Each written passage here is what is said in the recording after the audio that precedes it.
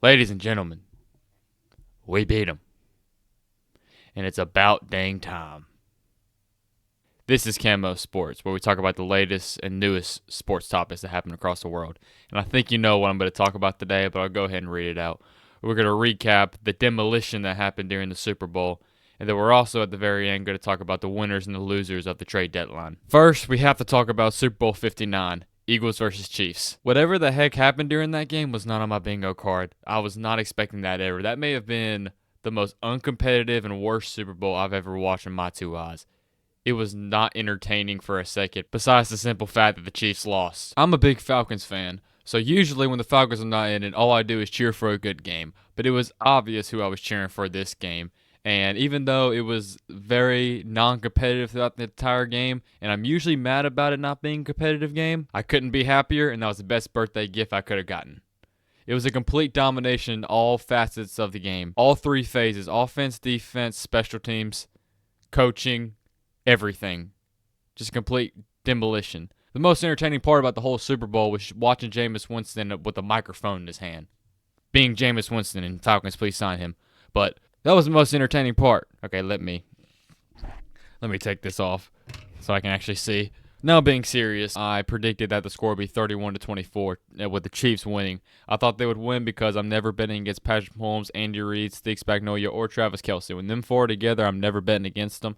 And that's a safe bet, especially also the referees giving them every call this entire year and how lucky they've been. So many one-score games that they've just overcame this season. And, I mean, Mahomes and the Chiefs, like every single year, get down double digits in Super Bowls or big-time playoff games, and they always seem to win. So it's always a safe bet to pick those. And I also thought the NFL would not let the Swifties lose, and I thought that the NFL wanted history to happen. But I will say this, I've been wrong about a lot lately, but I've never been more happy to be wrong about one particular game in my life. These last 10 or so days have probably been the most shocking days in my entire life.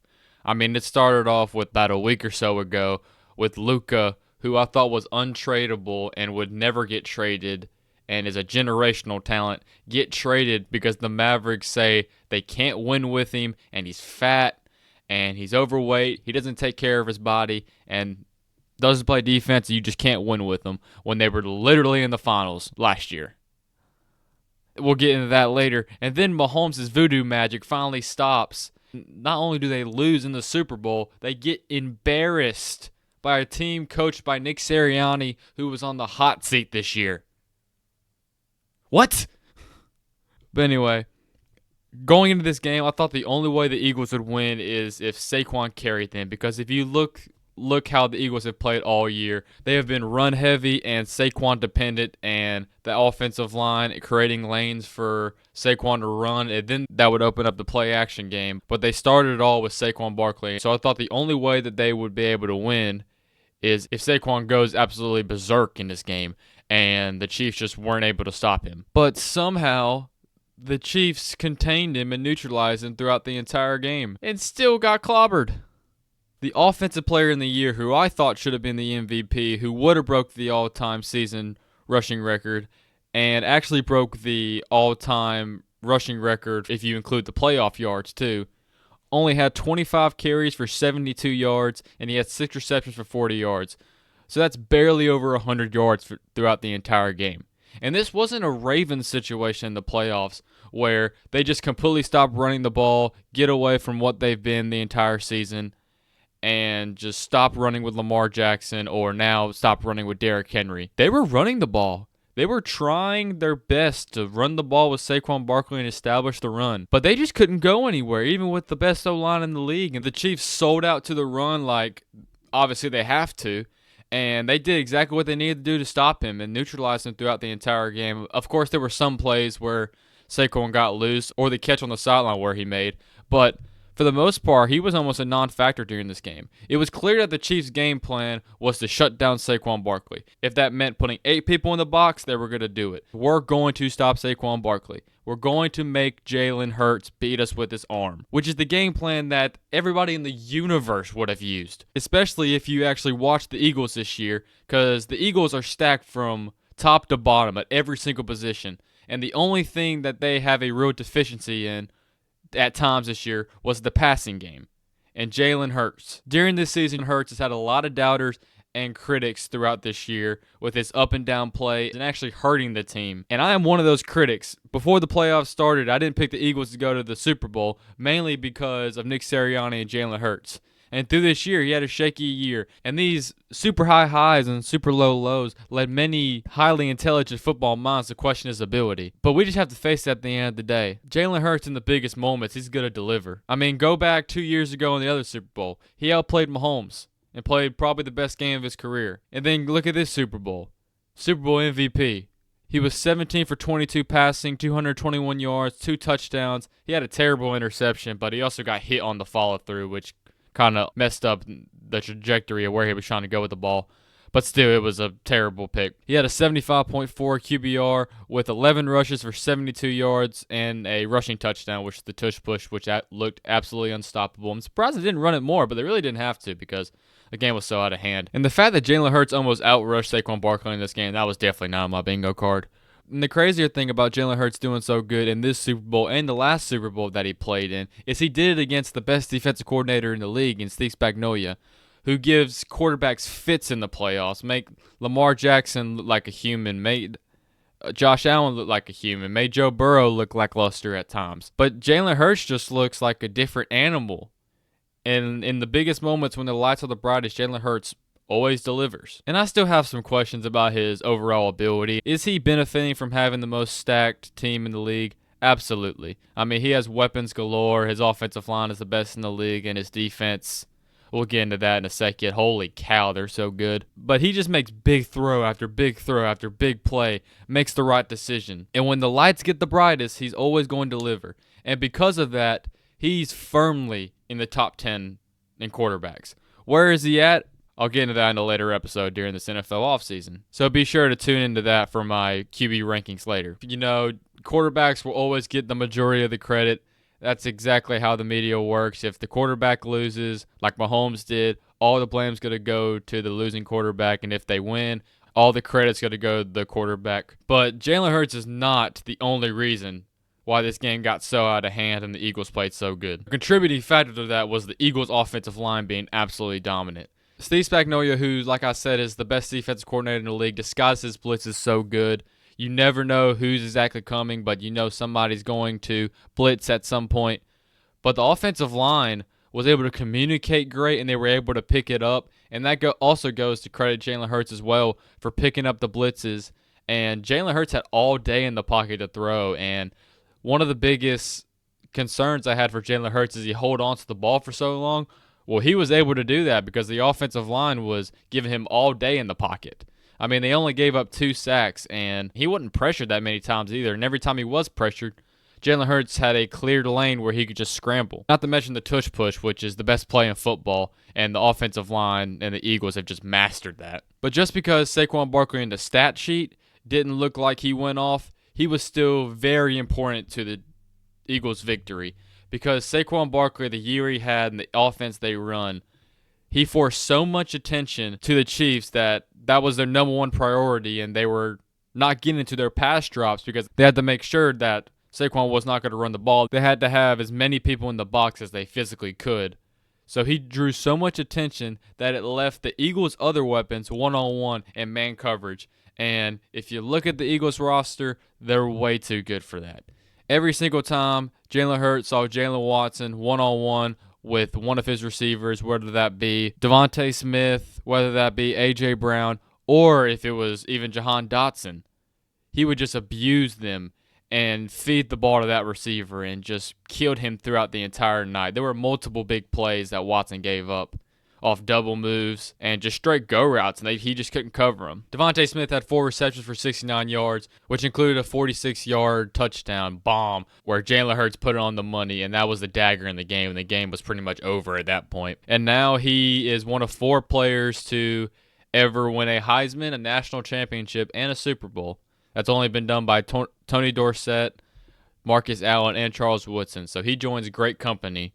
And not to mention, he has 2 national championships and a game winner against Georgia, which prevented Sony Michel and Nick Chubb, my two favorite Georgia players ever to get a ring. But yeah, so I still haven't fully forgave him for that part, but he's still one of my favorite players in the league because of the doubters he's had and how skinny he is. Plus, he's just a good dude, and he's not a receiver diva like you see everywhere in the league. Which, speaking of divas, A.J. Brown, book reading self, had 3 receptions for 43 yards and a touchdown, in which he immediately went to the sideline and somebody gave him his Inner Excellence book, which was pretty funny. And he scored his touchdown after yelling at Nick Sirianni and everybody on the sideline. That's just what A.J. Brown does. I mean, he's a top 8 receiver, but, I mean, honestly, because of his behavior and how the Eagles are transitioning to a run-first team and they're not passing the ball as much, honestly, he could get traded with his salary because they still have to re-sign Zach Bond. So be on the lookout. He may go to the Patriots next year. Watch out for that.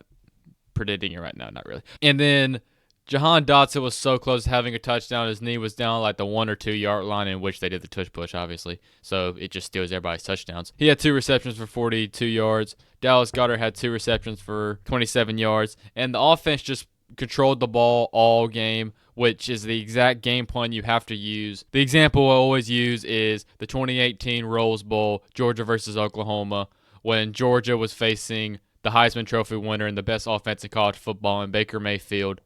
And the best strategy to beat him is you're not going to stop them offensively because they're too good and dynamic.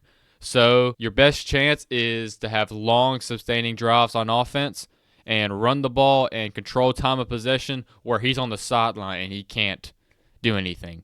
Speaking of that game, if you've never watched that game, I highly advise you to go on YouTube and go look at the highlights or watch the entire game because that's my favorite and probably the best football game I've ever watched in my life. But going back to this game, they kept Mahomes on the sideline. They tried to run the ball. They couldn't run the ball, but they kept giving the ball and chewing up clock.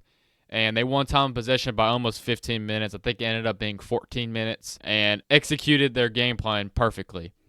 But the story of the game was not the offensive side of the ball. Sure, the offense was great, but the offense benefited greatly from amazing field position in short fields throughout the entire night because the Eagles' defense had one of the most impressive performances in a Super Bowl in recent memory. I knew the Chiefs had their starting guard playing tackle, which they've done all year, and I also know that Jawan Taylor is not that good and has a penalty almost every play, but the refs usually don't call it. But I didn't see them being this bad. I didn't think the Chiefs' offensive line was this much of an issue. The Eagles' defense looked like they got that magical ball from Space Jam and gave it to the Chiefs, every one of their players, especially Patrick Mahomes, and sucked up all of their talent where Mahomes just completely forgot to play football, and that was one of the worst games I've ever seen him play. I mean, Mahomes was 21 for 32, 257 yards, 3 touchdowns with 2 interceptions that were just uncharacteristic for him. And he had a QBR of 11.4.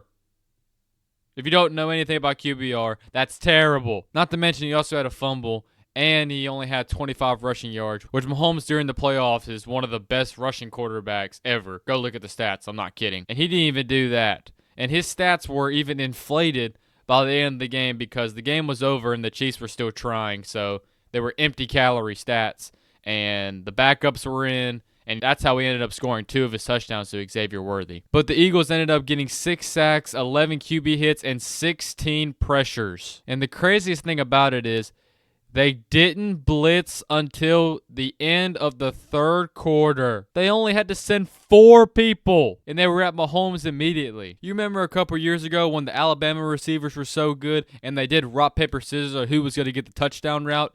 That's what it looked like the Eagles were doing. It's like, okay, rock, paper, scissors.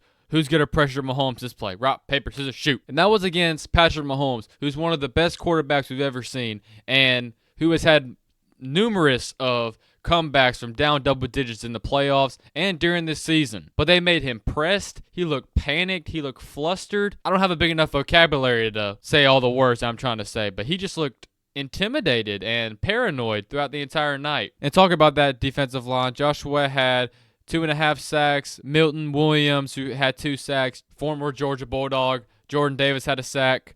Number 58, Hunt, who I didn't even know was on the roster, if I'm being honest, had half a sack during the game. And then alongside them was Jalen Carter, Nolan Smith, and Brandon Graham, 2 Georgia Bulldogs.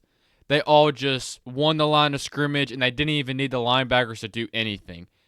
They just sent 4 the entire night, and that was all they need. And they kept their passing lanes and their contain so good that Mahomes was not able to break outside the pocket. That's where Mahomes is at his best, and that's where he makes his magic at. But he wasn't able to get outside the pocket because the defensive ends were keeping their contain so well, which forced Mahomes, the only thing he could do was step up in the pocket. And when he stepped up in the pocket, every single time, interior pressure would kill him, including Jalen Carter punching him several times, and they don't call it. Speaking of which, Jalen Carter is a very dirty player. I mean, very. He also didn't have a tackle throughout his entire Super Bowl, which is crazy to me. But his impact was obvious if you actually watch the game. The main thing you want to do as a defense is win the line of scrimmage. And since they could win the line of scrimmage with only sending 4 people, if my math is correct, which I'm not the greatest at math, 11 minus 4 is 7, which means 7 other people. The only thing they have to worry about is the pass game and the receivers. Meaning that the linebackers could solely focus on their hook curl. Also meaning they can have 2 safeties over the top at all times, eliminating the deep ball. Plus they have DBs who can play zone and can also match up and play man. And they don't have to cover those receivers for so long because the pressure is getting there instantly, which means no one can get open. And all of that equals absolutely no offense. And the Chiefs didn't have a first down for a majority of that game. And the Chiefs just didn't even try to run the ball, which I felt like they should have because the pass game was going absolutely nowhere. But they only had 49 yards total on the ground. Xavier Worthy went off, and he was like top 5 all time for receiving yards. But his was a bunch of empty calorie stuff with 8 receptions for 157 yards, 2 touchdowns. But those came at the end of the game, like I said, where the backups were in and the game was over at that point. Travis Kelce looked like an old man and absolutely a shell of himself. He only had 4 receptions for 39 yards, and this very well could be his very last game in the NFL, and honestly it should be because he's a shell of himself, like I said. And Travis Kelce and Mahomes, who is one of the better connections in NFL history, just looked disconnected, and they were on the same page at all, which was confusing to me because usually when the lights get the brightest, them two shine through it all and look unstoppable, but they didn't look well at all. Then DeAndre Hopkins had a garbage time touchdown late, but there were points of that game where he ran one route, and Patrick Mahomes, it wasn't the best ball, but it almost looked like he didn't react to the ball. It was just confusing. It looked like he didn't even see the ball coming. It was weird. And then Hollywood Brown had 2 receptions for 15 yards, and Juju had 2 receptions for 16 yards. And like I said, with 7 people covering you, those receivers are not going to be able to get open. And if they get open, Mahomes has to hit them instantly and see them very fast because he does not have a lot of time at all. With the pressure that 4 D linemen were creating was insane. But all of that just doesn't equal a very successful passing game. Not to mention they just negated from the run completely. So that just equals no offense at all, and you saw it on full display. Best moment of the game was probably Cooper DeJean being the first white cornerback since 2003 in his rookie year, having a pick 6 against one of the greatest quarterbacks we've ever seen on his birthday. You know that meme? Absolute cinema. It was amazing. Both picks that Mahomes threw, I just didn't see what he was seeing at all. But Zach Bond's interception led for the Eagles to get a very easy touchdown right before half. And honestly, the Super Bowl MVP, even though Jalen Hurts balled out, it should have went to the entire defense if they could have given it to him. And if you want to give it to one person, give it to Vic Fangio because he has absolutely transformed this defense from what it was last year into this year. They had the worst passing defense last year, and late last season, they looked like one of the worst teams in the league. And Vic Fangio comes in and they flip it around instantly. And then Andy Reid, who usually has all the answers to the test, and usually if you give Patrick Mahomes and Andy Reid 2 weeks of game planning and scheming, he figures you out completely. But he got outbested by Nick Sirianni completely. Which, speaking of Nick Sirianni, he just wins. And I don't like the guy. I don't like how he goes about his business or how he goes about doing things. But he just wins. And he always seems to have his team ready to play, and they were the better team on the field throughout the entire night. Now, does Nick Sirianni also benefit from Howie Roseman, the most talented team every single year? Yes, he does. But you got to give the man credit. He's a winning coach, and unfortunately, he's probably one of the best coaches in the NFL, honestly. Now, a big reason why I picked the Chiefs was because I thought the referees would rig it again. But in all fairness, I do have to say there were a lot of bang-bang plays where that went against the Chiefs. But I think that was karma for all season of getting every single call. And I think the NFL made it a point to not give the Chiefs phantom roughing the passer calls that benefited Mahomes and the Chiefs. But some of those calls were questionable, but I mean, it is what it is. You lost. I don't know how Howie Roseman does it, but he just assembles the most talented team at every position, time and time again, every single year. Barely misses on draft picks besides Jalen Reagor, which is a terrible pick, over Justin Jefferson. But besides that, I don't know if he's missed on a draft pick, and the Eagles are champions because of that, and they're positioned to maybe repeat again. I mean, some people on ESPN were saying they're going to be a dynasty, which let's slow down on the dynasty part. Let's give them praises and let's give them their flowers. I mean, the Super Bowl just happened. Let's chill on the whole dynasty part. But speaking of dynasty, the Chiefs miss out on history with the first ever three-peat, and I think it's safe to say that would never happen in the history of football. Because that's just too hard, and everything has to go your way. You have to stay healthy. The refs have to be on your side. You have to get a bit of luck like the Chiefs did. I just think it's never going to happen. And Mahomes' GOAT case is put on pause, and for some people it may be over with some of the losses he's taken. I still think it's possible for Mahomes to be the GOAT, but we can slow down on the fact that he's already the GOAT, especially with the Eagles putting belt to you-know-what to him. But I have no doubt in my mind that Patrick Mahomes is going to take this to heart, and he'll get better from this, and heck, they'll probably win the Super Bowl again. But the Eagles just played on a chip on their shoulder. They had doubters and critics throughout the entire year, and they embraced it and had one of the most impressive performances maybe we've ever seen in a Super Bowl. And like I said, usually I'm disappointed that the game wasn't competitive, but I'm tired of the Chiefs, so I'm happy. And all them dogs on the Eagles defense got rings, so that's great. And then also they have some of my favorite players, like Saquon Barkley and Devontae Smith got rings, so I'm actually really happy for them. And we finally have a new champion in the NFL, so thank the Lord for that one. But let's be honest here. Even though the Chiefs are not going to three-peat and Mahomes' legacy may be tarnished forever, the real loser of the entire night was Drake after what Kendrick Lamar did to him in the halftime show. And before we get to our last topic of this video, make sure you like and subscribe and comment and give me your thoughts and feedback in the comment section below. And make sure you follow all my socials, which should be at the bottom of the screen. There's also links in the description if you want those. Just be sure to tell me what I'm doing wrong, what I'm doing right, or what I should talk about later. And for the last topic we're going to talk about today is we're going to talk about the biggest winners and the losers of this NBA trade deadline. As I was doing research, I looked back, and I don't think I've ever seen a crazier trade deadline than this, maybe ever in the history of the NBA. There were a total of 63 trades that were made, counting the trade deadline day and 6 days previous to the trade deadline, which is an NBA record. And these trades weren't small either. This is the first midseason trade where 2 reigning All-NBA players were traded for each other during the season in the history of the NBA. And we had a total of 8 All-Stars that were moved and traded away. I've never seen anything like it, and it was a hectic couple of days there. I didn't know what was happening. I mean, I'm surprised Trae Young didn't get traded, honestly. I'm surprised he hasn't demanded a trade.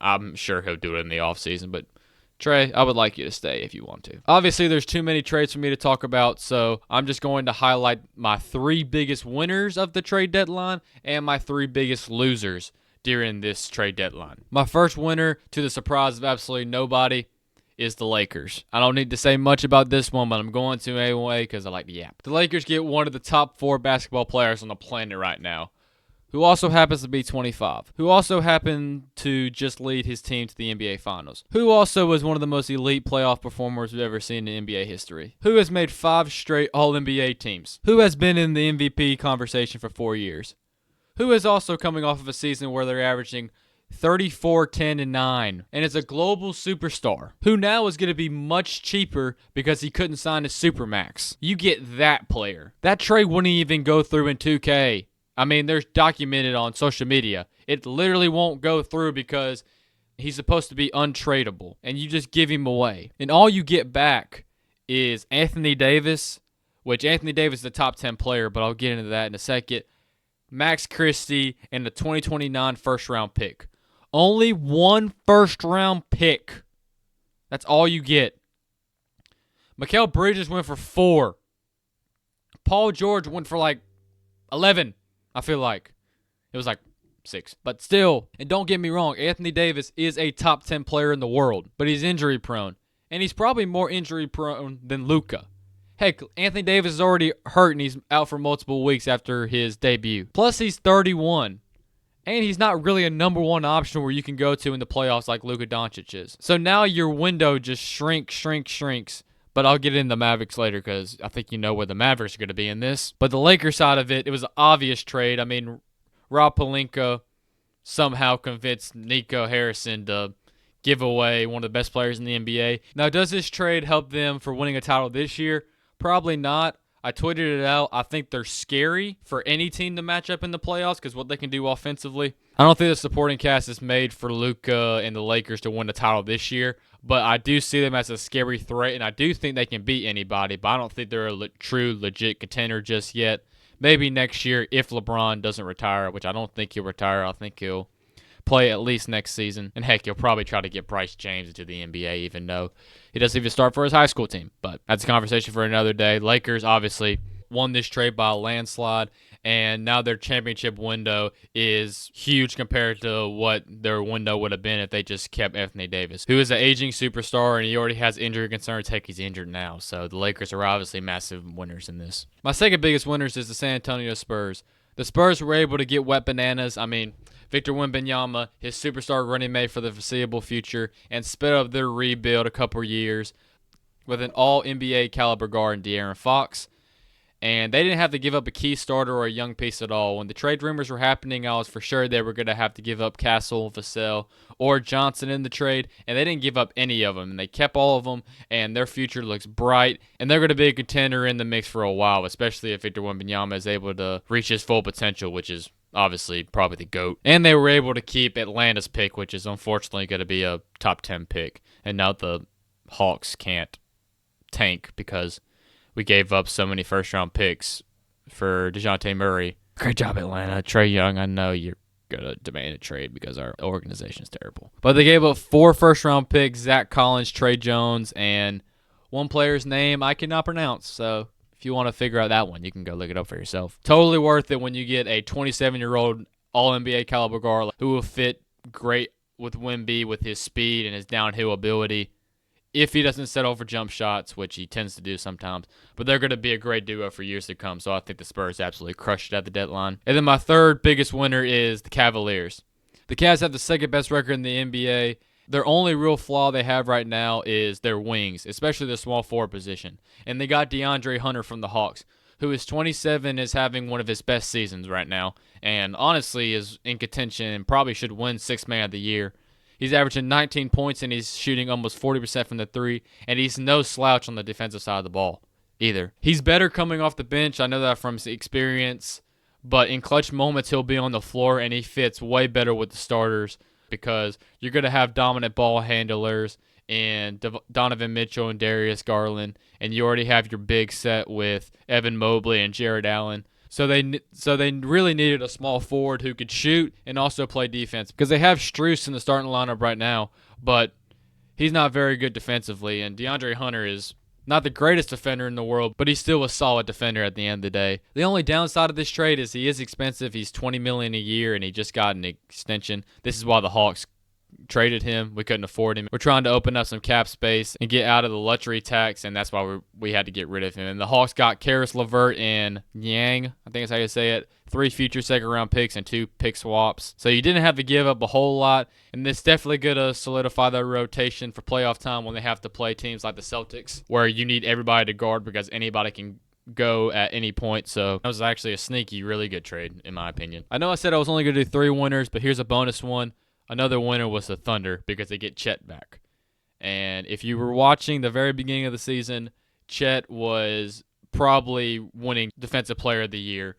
And he was he looked like a top 20 player in the NBA when he was healthy at the very beginning of this season. And the Thunder are already the best team in the league. They already have the best record in the league, obviously. And once Chet gets back in shape and gets back into the flow of things and gets back to the form, the Thunder look absolutely unbeatable. And then now I'm going to go through my 3 biggest losers.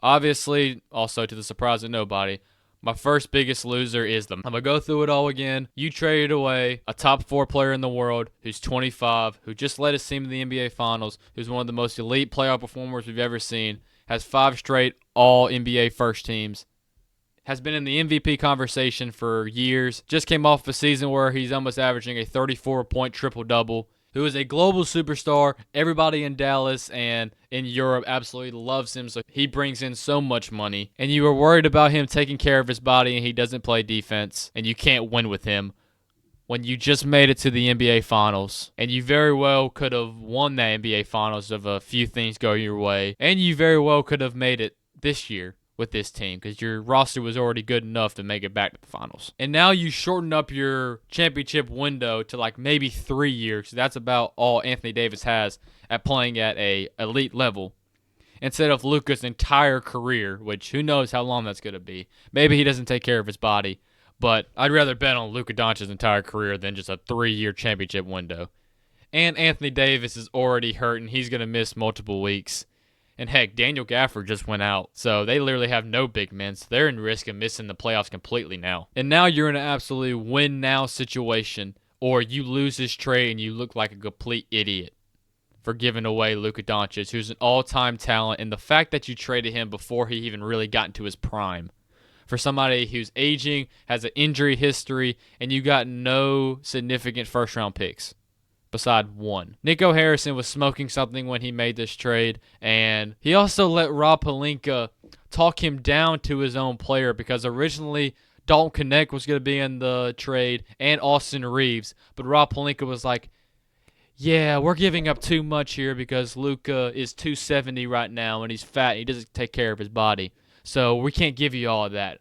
And Nico bought it. You could have gotten so much more. Like, what are you doing? I'll tell you this. If Nico wants to survive Dallas right now, they better build him like a castle, and they better hire security members to follow him and even watch him during his sleep because, I mean, from what I know, they're trying to raise money to raise billboards of shaming him, and they've already hired security guards, but they need to up that even more, and there's still protesters all across the stadium, which is insane.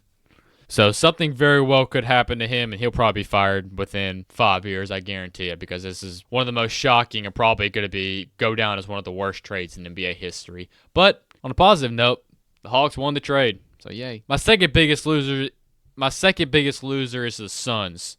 The Suns got Cody Martin, another name I cannot say. I'm sorry, I'm not good at pronouncing names. And then they got a 26 first-round pick for Jusuf Nurkic, and they traded away a first-round pick. So the Suns get rid of a big man in their center in Nurkic, who was bad for them, but they had to give up a first because he was so bad, which they didn't really get anything in return, which is crazy. And they failed to get rid of Bradley Beal, who clearly doesn't fit with Booker or KD, and is always hurt. And he's way too expensive for the player he is in $50 million. You're 10th in the West right now. You did not get any better, while other teams like the Warriors or the Spurs are getting better. And you have no future because you've traded all your first-round picks, and you have no cap space now. And you can't get rid of Bradley Beal, who doesn't fit alongside Devin Booker and KD, because nobody wants him and wants his contract. Plus, he has a no-trade clause, so even if a team wanted him, he could say no and void the trade completely. And you missed out on Jimmy Butler, who Kevin Durant wanted. And you managed to make Kevin Durant mad by publicly shopping him around and trying to trade him. And he talked about it in an interview the other day about how the locker room is toxic. And now Kevin Durant knows that y'all don't want him, and y'all wanted him gone. So how do you think he feels about that? So now he's going to be unhappy, and heck, he'll probably demand a trade during this offseason. So the Suns weren't a great team, are going to be in the play-in regardless, and they managed to not get better, have no cap space, have no future, and now have managed to make their entire roster mad and the locker room toxic. So great job, Suns. You're doing great. And then my third biggest loser is the Chicago Bulls. They gave away Zach LaVine for really nothing, and they had Zach LaVine, DeMar DeRozan, and Alex Caruso at one point, and they only got one first-round pick for all of them. That's insane. With the three-team trade, they ended up getting Trey Jones, Zach Collins from the San Antonio Spurs, and they got Kevin Huerter, former Hawk, Red Clay, from the Kings, who has a hefty contract and is shooting very terrible from the field and three-point line this year and can't play defense at all. But in fairness, you do get your first-round pick back for this year, so you can tank. And it's not protected or anything, so you get it fully. I mean, they're rebuilding now. It's no secret. They finally have a direction. But the problem is they didn't trade Vucevic, who a bunch of teams could have used and a bunch of teams, from what's being reported, wanted. So you didn't manage to get rid of him. And you still don't have a terrible team. So because you're not a terrible team, you're not going to be able to tank fully. You're going to win some games that you don't want to win. Other teams like Washington, the Nets, the Jazz, that are just terrible, you're going to be better than them, which means you don't have a great odds at capturing the flag in Cooper Flag. I just think that if they were trying to tank, they should have blown it up even more, and they needed to try to suck as much as possible, and they could have gotten more for giving away Zach LaVine, who's still an all-star caliber guard at this point, and honestly should have made the all-star team with the year he's having. But I mean, they've been mediocre for so many years, and they haven't made a move in so long, so I know they're probably happy about that. But I felt like to restart this rebuild, I feel like you should have just blown it up completely. But maybe they know what they're doing. But I have them as my third biggest loser of this trade deadline period. And that's going to be the end of this episode. Thank you for listening, as always. Even if you just listen to this for a second, thank you. It means a lot that you're actually listening to me. Be sure to give me your feedback and opinions in the comment section below. Obviously, the NFL season is over with, and there's only NBA right now, so I have to come up with topics to talk about. So if there's anything you want me to talk about, go ahead and leave it in the comment section below. If you enjoyed this video, go ahead and give us a like and subscribe. And go ahead and click that bell so then you'll be notified when the next episode comes out. And be sure to share this with a friend or family. And leave in the comment section below what I should talk about next episode. And that's all I have, so thank y'all. Falcons, please sign Jameis Winston. We really need him. His interviews were absolutely hilarious, by the way. You need to go back and watch them if you haven't. Somebody's going to pay him a lot of money one day to be a broadcaster because he just has the perfect personality and he's hilarious. But if he's serious about coming back to the NFL as a quarterback, Jameis, you have a spot in Atlanta. Atlanta, do it, please. Bye.